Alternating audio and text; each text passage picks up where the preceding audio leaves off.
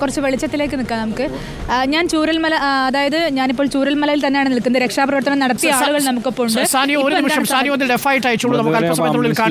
ഇപ്പോൾ തത്സമയ ദൃശ്യങ്ങളാണ് പ്രേക്ഷകർ കാണുന്നത്. അതിസാഹസികമായ രക്ഷാപ്രവർത്തനത്തിന്റെ ദൃശ്യങ്ങൾക്കൊപ്പം തന്നെ പ്രേക്ഷകർ ഇപ്പോൾ കാണുന്നത്.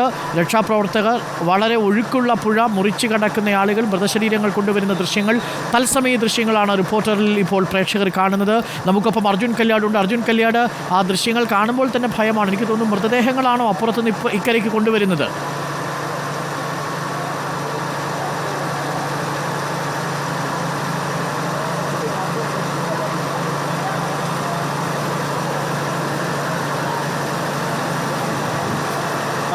അരുൺകുമാർ, നിലവിൽ ചൂരൽമലയിൽ രക്ഷാപ്രവർത്തനം പുരോഗമിക്കുകയാണ്. ഇത്തരത്തിൽ രക്ഷാപ്രവർത്തകർ സൈന്യത്തിനടക്കം സഹായത്തോടുകൂടി, ഫയർഫോഴ്സിൻ്റെ അടക്കം സഹായത്തോടുകൂടി ഈ പുഴ കടത്തി ആളുകളെ കൊണ്ടുവരുന്ന ദൃശ്യങ്ങളാണ് കാണുന്നത്.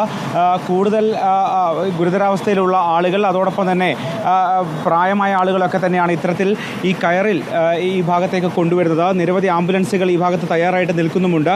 ഈ കയർ വലിച്ചു കെട്ടിക്കൊണ്ടാണ് അതിൽ പ്രത്യേകം തയ്യാറാക്കിയ സംവിധാനത്തിലാണ് ഇപ്പോൾ ആളുകളെ കൊണ്ടുവന്നുകൊണ്ടിരിക്കുന്നത്. ചൂരൽമലയിലേക്കാണ് ആളുകളെ എത്തിച്ചുകൊണ്ടിരിക്കുന്നത്. ഈ പുഴ ഇപ്പോഴും ശക്തമായി തന്നെ ഒഴുകിക്കൊണ്ടിരിക്കുകയാണ്. ഈ പുഴ ഏതാണ്ട് ഒരു 100 മീറ്ററോളം, 50 മീറ്ററിലധികം വീതിയുള്ള പുഴയാണ്. ഈ പുഴയുടെ ഇരുഭാഗത്തു നിന്നും കയർ വലിച്ചു കെട്ടിക്കൊണ്ട് ഈ കയർ മാർഗമാണ് ഇപ്പോൾ ഇത്തരത്തിൽ ഗുരുതരാവസ്ഥയിലുള്ള ആളുകളെ കൊണ്ടുവന്നുകൊണ്ടിരിക്കുന്നത്. അവരൊക്കെ തന്നെ ആംബുലൻസിൽ കയറ്റി മേപ്പാടിയിലേക്ക്, ആശുപത്രിയിലേക്ക് കൊണ്ടുപോകുന്നുമുണ്ട്. രക്ഷാപ്രവർത്തനം ദ്രുതഗതിയിൽ തന്നെ പുരോഗമിക്കുന്നുണ്ട്. നിരവധി രക്ഷാപ്രവർത്തകർ കരയുടെ ഇരുഭാഗത്തും ഈ പുഴയുടെ ഇരുഭാഗങ്ങളിലുമായി നിലയുറപ്പിച്ചിട്ടുണ്ട്. അവിടെ നമുക്ക് ദൃശ്യങ്ങളിൽ ഇപ്പോഴും കാണാം, കൂടുതൽ ആളുകളെ ഇങ്ങോട്ടേക്ക് എത്തിച്ചുകൊണ്ടിരിക്കുകയാണ്. ഇനിയും എത്രത്തോളം ആളുകൾ ആ ഭാഗത്ത് കുടുങ്ങിക്കിടക്കുന്നുണ്ട്, എത്രത്തോളം ആളുകളെ ഈ ഭാഗത്തേക്ക് എത്തിക്കാനുണ്ട് എന്ന കാര്യത്തിൽ വ്യക്തതയില്ല. എങ്കിൽ പോലും പരമാവധി സ്ഥലങ്ങളിൽ നിന്ന് പരമാവധി ആളുകളെ ഇങ്ങോട്ടേക്ക് എത്തിക്കുകയാണ്. അതോടൊപ്പം തന്നെ ഇത്തരത്തിൽ ഗുരുതരമായി പരിക്കേറ്റവരെ, അത്യാസന്ന നിലയിലുള്ള ആളുകളെ, വയോധികരെ അടക്കം ആണ് ഇപ്പോൾ ഇത്തരത്തിൽ റോപ്പ് ഉപയോഗിച്ച് ഈ പുഴ കടത്തിക്കൊണ്ട് രക്ഷാപ്രവർത്തകർ രക്ഷിക്കുന്ന ദൃശ്യങ്ങളാണ് ഇപ്പോൾ കാണുന്നത്. ഇവരെ ആംബുലൻസിൽ കയറ്റി മേപ്പാടിയിലെ ആശുപത്രിയിലേക്കാണ് കൊണ്ടുപോകുന്നത്. രക്ഷാപ്രവർത്തനം ഇപ്പോഴും പുരോഗമിക്കുന്നുണ്ട്. മഴ ശക്തമായി പെയ്യുന്നില്ല എന്നതാണ് ആശ്വാസകരമായ കാര്യം. ഏറെ നേരം മഴ മാറി നിൽക്കുന്ന ഒരു സാഹചര്യം ഉണ്ടായിരുന്നു. ഇത് രക്ഷാപ്രവർത്തനം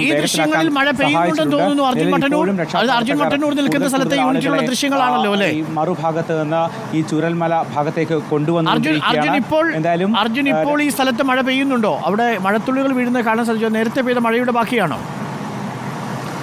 തീർച്ചയായും അതെ, പക്ഷേ ശക്തമായ ഒരു മഴ പെയ്യുന്നില്ല. ഓക്കെ, അർജുൻ മട്ടന്നൂർ, അതായത് അവർ രാത്രിയിലും ഇതേ രക്ഷാപ്രവർത്തനം തുടരുകയാണ്. നിലവിൽ മഴ പെയ്യുന്നുണ്ടെങ്കിൽ പോലും ശക്തമായ ഒരു മഴ ഇല്ല എന്നതാണ് ആശ്വാസകരമായ കാര്യം. മാത്രവുമല്ല, കഴിഞ്ഞ 1 മണിക്കൂറിലേറെയായി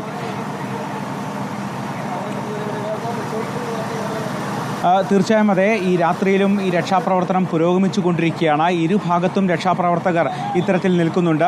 ഈ ഇരുഭാഗങ്ങളെയും നേരത്തെ ആദ്യഘട്ടത്തിൽ ഒരു താൽക്കാലിക പാലം നിർമ്മിച്ചുകൊണ്ട് ഇത്തരത്തിൽ കാൽനടയായി കൊണ്ടുവരാൻ കഴിയുന്ന പരമാവധി ആളുകളെ ഈ ഭാഗത്തേക്ക് എത്തിച്ചിട്ടുണ്ട്. എന്നാൽ അത്തരത്തിൽ കൊണ്ടുവരാൻ കഴിയാത്ത ആളുകളെയാണ് ഇത്തരത്തിൽ റോപ്പ് ഉപയോഗിച്ച് പുഴ കടത്തിക്കൊണ്ടിരിക്കുന്നത്. ഇത് JCBയുടെ അടക്കം സഹായത്തോടു കൂടി, നമുക്ക് ദൃശ്യങ്ങൾ കാണാം, JCBയുടെ അടക്കം സഹായത്തോടു കൂടി ഈ കയർ ഇരുഭാഗത്തു നിന്നും വലിച്ചു കെട്ടി അതിൽ ഈ പ്രത്യേകം സ്ട്രെച്ചറിലടക്കം ആളുകളെ കിടത്തിക്കൊണ്ട് അവരെ കൃത്യമായി സുരക്ഷിതമായി തന്നെ ഈ ഭാഗത്തേക്ക് എത്തിക്കുന്ന ദൃശ്യങ്ങളാണ് കാണുന്നത്. ഇതിൽ അത്യാസന്ന നിലയിലുള്ള ആളുകളുണ്ട്, കൂടുതൽ പരിക്കേറ്റ ആളുകളുണ്ട്. ഇവരൊക്കെ തന്നെ അടിയന്തരമായ ചികിത്സ നൽകുക, അടിയന്തരമായ ആശുപത്രിയിൽ എത്തിക്കുക എന്നുള്ളതാണ് ലക്ഷ്യം. അതിൻ്റെ ഭാഗമായിട്ടാണ് ഇത്തരത്തിൽ പുഴ കടത്തിക്കൊണ്ടിരിക്കുന്നത്. ഈ പാലം തകർന്നതുകൊണ്ട് തന്നെ താൽക്കാലികമായ ഒരു ചെറിയ ഒരു പാലം പോലൊരു സംവിധാനം ഉണ്ടാക്കിയെങ്കിൽ പോലും അതുവഴി ഇത്തരത്തിൽ ഗുരുതരാവസ്ഥയിലുള്ള ആളുകളെയും വയോധികരെയും അടക്കം കൊണ്ടുവരിക സാധ്യമല്ല. ഈ ഒരു സാഹചര്യത്തിലാണ് ഇത്തരത്തിൽ കയറിൽ ഇത്തരത്തിൽ ആളുകളെ കൊണ്ടുവന്നുകൊണ്ടിരിക്കുന്നത്. അതിൻ്റെ കൂടുതൽ ദൃശ്യങ്ങളാണ് ഇപ്പോൾ കണ്ടുകൊണ്ടിരിക്കുന്നത്. കൂടുതൽ ആളുകൾ ഈ മറുഭാഗത്ത് ഒറ്റപ്പെട്ട നിലയിലും മറ്റുമുണ്ട് എന്നാണ് മനസ്സിലാക്കുന്നത്. വാഹനങ്ങളിലും മറ്റുമായി ഈ മറുഭാഗത്തെ ഈ പുഴക്കരയിലേക്ക് ആളുകളെ എത്തിച്ചുകൊണ്ടിരിക്കുന്നുണ്ട്. അവിടെ നിന്ന് ഈ ചൂരൽമലയിലേക്ക് എത്തിക്കുക എന്നുള്ളതാണ് ഏറ്റവും പ്രയാസകരമായ കാര്യം. അതാണ് ഇപ്പോൾ രക്ഷാപ്രവർത്തകർ ചെയ്തുകൊണ്ടിരിക്കുന്നത്.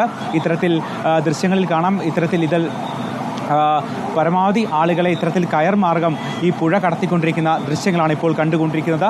നിരവധി ആംബുലൻസുകൾ ഈ ചൂരൽമല ഈ രക്ഷാപ്രവർത്തനത്തിൻ്റെ ഈ തുടക്ക ഭാഗത്ത് നിരവധി ആംബുലൻസുകൾ നിരത്തിയിട്ടുണ്ട്. ഇതിൽ പരമാവധി ആളുകളെ എത്തിക്കുന്നതിനനുസരിച്ച് ഈ ആംബുലൻസിൽ കയറ്റി ഏതാണ്ട് 10 കിലോമീറ്ററിലധികം ദൂരമുള്ള മേപ്പാടിയിലേക്ക് എത്തുകയാണ് നിലവിൽ ചെയ്തുകൊണ്ടിരിക്കുന്നത്. ഈ വഴിയിലുടനീളം ഇത്തരത്തിൽ വളണ്ടിയേഴ്സും മറ്റുമായി ഈ വഴി ക്ലിയർ ചെയ്യാൻ വേണ്ടിയുള്ള സംവിധാനങ്ങളും ഒരുക്കുന്നുണ്ട്.